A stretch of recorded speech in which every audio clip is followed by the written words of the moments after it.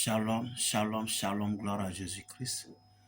Que le nom du Seigneur soit béni, que le nom du Seigneur soit célébré, que le nom du Seigneur soit magnifié dans le nom de Jésus-Christ.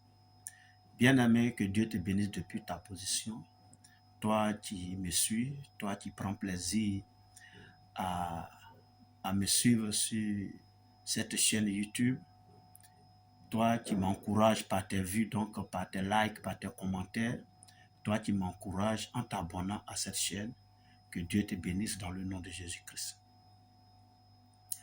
Aujourd'hui encore, nous nous retrouvons pour partager une portion de l'Écriture et en tirer les leçons, pour que cela nous amène véritablement à marcher comme le Seigneur le veut bien dans le nom de Jésus-Christ. Vous savez, dans le livre de Luc, et je reviens encore pour vous signifier que la donne pour 2026, c'est que je ne donne pas le passage, je le récite ou je le paraphrase et dans les commentaires, vous me dites le passage auquel je fais allusion. Alléluia. Donc, j'étais disant que dans le livre de Luc, il y a une scène qui s'est produite. Et cette scène-là, c'est que Jésus était en train de parler, était donc en train d'enseigner des personnes. Et cette scène a scandalisé les pharisiens, a scandalisé les scribes. Parce que ceux avec qui Jésus échangeait étaient des publicains, étaient des gens de mauvaise vie. Et donc Jésus, sachant leur pensée, va leur donner un enseignement. Et comme les enseignements de Jésus, c'est des paraboles qu'il fait, alors il va donner deux paraboles. La première, il parle de quelqu'un, un éleveur qui a 100 brebis et qui en perd une. Est-ce qu'il ne va pas laisser les 99 dans le désert et aller rechercher celle qui était égarée? Et il va aller la chercher et quand il va la trouver, il sera tellement content. Il va la prendre, il va la mettre sur son cou, il va venir avec elle, il va appeler ses amis et il va leur demander de se réjouir avec lui parce que sa brebis qui était égarée, il l'a retrouvée. Alléluia. Et la deuxième parabole, c'est cette dame qui avait donc perdu une de ses drachmes. Et elle va éclairer, elle va balayer la maison jusqu'à ce qu'elle trouve. Et lorsqu'elle va trouver donc cette drachme-là, alors elle va rassembler ses copines, ses camarades pour dire venez vous réjouir avec moi parce que j'ai retrouvé ce que j'avais perdu. Sur la base de ces deux paraboles que Jésus leur donnait, n'est-ce pas, Jésus disait, je voulais montrer, j'allais dire, que de cette même manière, ce berger va se réjouir pour une seule brebis qui était égarée qu'il a retrouvée. De cette même manière, cette dame va se réjouir pour cette drachme qu'elle a retrouvée. De cette même manière-là, il y a de la joie au ciel quand un seul pécheur se répand sur la terre ici. Alléluia. Donc, pour montrer que lui, Jésus, il est venu pour les gens de mauvaise vie. Il est venu sauver ceux qui ne sont pas justes, ceux qui vivent dans le péché. Alléluia. Donc, il montre ici qu'il y a plus de joie devant les anges de Dieu lorsqu'un seul pécheur se répand sur la terre ici. Alléluia. Donc, ce passage-là que vous allez donc me donner, vous allez référencer dans les commentaires, je vais l'utiliser pour demander à chacun de nous de faire quelque chose. Vous savez, la question est de savoir qu'est-ce qui peut créer la joie au ciel? Qu'est-ce qui peut provoquer la joie au ciel? Est-ce que parce que nous sommes protégés, parce que nous sommes bénis, parce que nous sommes riches, parce que parce que nous étions malades, Dieu, on a prié Dieu, Dieu nous a guéris, c'est parce qu'on s'est marié, c'est parce qu'on a fait des enfants, c'est parce qu'on a eu le meilleur travail de notre vie qu'il y a la joie au ciel, oui, parce qu'on rend tellement témoignage de Dieu par ce qu'il a fait dans nos vies qu'il y a la joie au ciel. Qu'est-ce qui peut provoquer la joie au ciel? Alléluia. Qu'est-ce qui peut créer la joie au ciel? Amen. Dans ce passage-là, Jésus nous montre clairement que c'est lorsque un seul pécheur se répand sur la terre ici qu'il y a la joie au ciel. Alléluia. Et donc, moi, je me suis posé la question. Aïe. Donc, tout ce que nous possédons ici, par la grâce de Dieu, là, ça ne réjouit pas Dieu. Non, Dieu est content, mais ça ne crée pas la joie au ciel. Alléluia. Alors, pourquoi est-ce que c'est la repentance d'un seul pécheur qui peut créer la joie au ciel? Quand on va dans le livre d'Ézéchiel, Jésus, sinon la parole de Dieu nous dit que toutes les âmes appartiennent à Dieu. L'âme du Père comme l'âme du Fils. Mais c'est l'âme qui pêche, c'est elle qui mourra.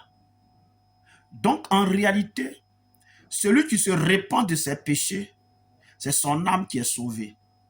Dieu se réjouit dans le ciel avec les anges, avec ses anges, parce que une âme égarée a été retrouvée. Alléluia. Une âme égarée a été retrouvée. Une âme perdue a été retrouvée par sa repentance sur la terre ici. Amen. Parce que à la fin, c'est notre âme qui se présentera devant Dieu. Et si elle se présente comme une âme qui a péché, alors elle est une candidate pour l'enfer. Mais si elle se présente devant Dieu comme une âme qui s'est repentie et qui a cru en Jésus, alors elle sera sauvée. Alléluia. Donc Dieu s'intéresse plus à nos âmes qu'à nos possessions, qu'à nos biens. C'est pourquoi la Bible dit que servirait-il à un homme de gagner le monde entier s'il perdait son âme? Alléluia. C'est nos âmes qui ont du prix aux yeux de Dieu. Donc quand un seul pécheur se répand, cela est le symbole que son âme est retrouvée par le Seigneur. Alléluia. Donc ce sont nos âmes qui sont importantes aux yeux de Dieu. C'est lorsque nos âmes sont sauvées que Dieu est content. Amen. Alors, bien-aimé dans le Seigneur, toi qui m'écoutes ce jour, toi qui prends plaisir à me suivre, je voudrais te demander de faire quelque chose. Et cette chose, c'est quoi? C'est qu'il faut travailler à créer la joie au ciel. Travaille à créer la joie au ciel. Mais comment? Jésus l'a dit. Il dit, allez dans le monde entier, faites de toutes les nations des disciples. Il dit, allez annoncer, enseigner la bonne nouvelle du royaume des cieux. Il dit que la repentance et le pardon des péchés seraient prêchés en son nom, à commencer par Jérusalem. Alléluia. Donc nous devons aller dans le monde entier, parce que c'est dans le monde les âmes sont égarées. C'est dans le monde les âmes sont perdues. Les gens du monde ont encore l'âme perdue, l'âme égarée et l'âme qui est à la perdition. C'est à ces personnes-là que nous devons proclamer la bonne nouvelle du royaume des cieux et les amener à la repentance. Voilà pourquoi le premier message de Jésus dans le livre de Matthieu, il dit, repentez-vous, car le royaume des cieux est proche. Alléluia. Et c'est ce même message que Pierre a prêché dans le livre des Actes des Apôtres, quand tous ceux qui l'écoutaient ont dit, hommes frères, que ferons-nous? Il a dit, repentez-vous. La repentance, c'est le message que nous devons apporter dans le monde, au milieu des gens qui ne sont pas encore sauvés, les amener à la repentance. Le faisant ainsi, nous créons, nous suscitons une joie immense dans le ciel. Oh, bien-aimés dans le Seigneur, je voudrais t'inviter à travailler à créer la joie au ciel, à travailler à créer la joie devant les anges de l'Éternel dans le ciel, en évangélisant, en amenant les gens à la repentance, en amenant tes parents qui ne connaissent pas encore Dieu, qui ne connaissent pas encore Jésus à la repentance, en amenant tes voisins à la repentance, en amenant tes collègues, tes camarades de quartier, tes copains de quartier, tes camarades de classe, d'amphi et autres, en les amenant à la repentance par la parole de Dieu. Et dans cette tâche-là, tu n'es pas seul parce que Jésus le promet. Il dit, et voici, je suis avec vous jusqu'à la fin du mois. Alléluia. C'est pourquoi il a dit à ses disciples, attendez d'abord le Saint-Esprit. Avant d'aller témoigner, attendez le Saint-Esprit. Donc nous avons déjà le Saint-Esprit. Nous devons travailler à créer la joie au ciel. La puissance du troisième ciel est avec nous. Le Saint-Esprit est avec nous, bien-aimés dans le Seigneur. Alors, œuvrons, travaillons pour créer la joie dans le ciel. Maintenant, tu peux dire que toi, tu n'as pas trop le temps. Alléluia. Mais cette chaîne YouTube est une aubaine pour toi. Alléluia. Tu peux partager au maximum les messages qui sont donc produits. Les messages qui sont dans les exhortations qui sont données sur ces chaînes. Tu peux les partager à tous tes amis. Sur leur WhatsApp. Sur leur page Facebook. Sur leur page Twitter. Bon, on dit X maintenant. je me mets un peu à jour. Il y a plus Twitter, on dit X. Alléluia. Hein? Tu peux partager et les encourager à écouter. Parce que c'est ça ce qui crée la joie au ciel. La repentance du pécheur. C'est une âme égarée qui a été retrouvée par Dieu. Donc Dieu est content dans le ciel. Travaillons à créer la joie au ciel. Bien-aimés, merci de m'avoir écouté. J'espère que j'ai été clair. Faire de ces chaînes, donc, ça dit ton pied d'appui pour proclamer l'évangile au milieu des tiens, au milieu de tes amis, au milieu de tes connaissances, au milieu de tes parents. Et ainsi de suite, certainement, ces paroles pourront les toucher et ils peuvent venir à la repentance. Le faisant, tu as suscité une joie au ciel. Amen. Mais lui avec qui tu travailles, il faut lui annoncer Jésus, c'est tout. Voilà. Le faisant, tu crées la joie au ciel. Maintenant, Dieu dit, ok, si tu lui as dit et que lui, il ne veut pas croire, ce n'est plus ton problème. Amen. Toi, tu as fait ce que tu voulais faire. Ce que tu devrais faire. Alors, fais ta part.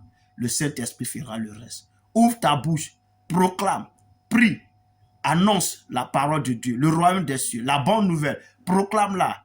Ceux qui auront cru seront sauvés. Ceux qui n'auront pas cru, bon ben, ils seront condamnés. C'est ce que dit la Bible de Dieu. Merci. Que Dieu te bénisse de m'avoir suivi. Merci. Que Dieu te bénisse de m'avoir suivi jusqu'à la fin. Merci parce que je crois que tu vas faire de ces chaînes le relais. Tu seras le relais de ces chaînes pour gagner beaucoup de personnes dans le monde et amener beaucoup de personnes à la repentance pour créer la joie au ciel. Tu me diras dans les commentaires quel est le passage auquel j'ai fait allusion. La référence, bien sûr, de ce passage. Sois richement béni depuis ta position. Que Dieu te garde. Nous sommes à la prochaine. Au nom de Jésus-Christ. Amen.